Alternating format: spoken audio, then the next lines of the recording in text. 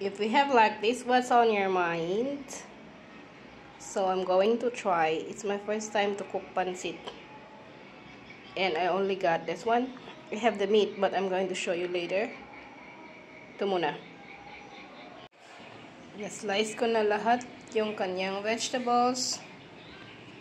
Carrots, beans, red, yellow, and green bell pepper, bawang, and sibuyas.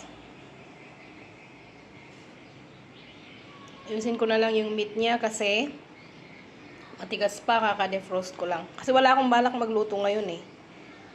Bukas sana to eh. But I'm okay now, so luto na lang.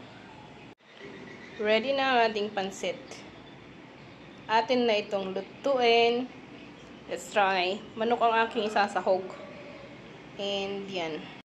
Ito po namang bihon ay nabili ko sa isang Philippine shop sa Phnom Penh.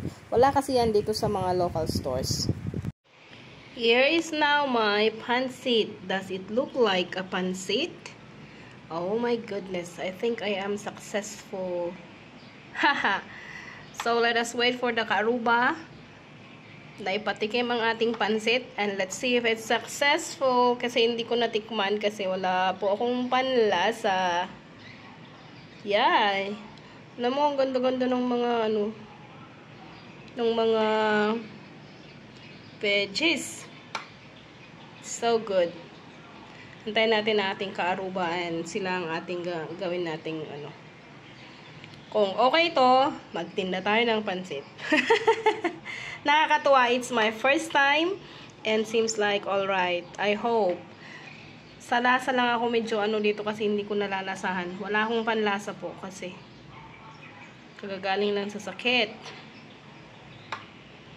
Ganda niya, no?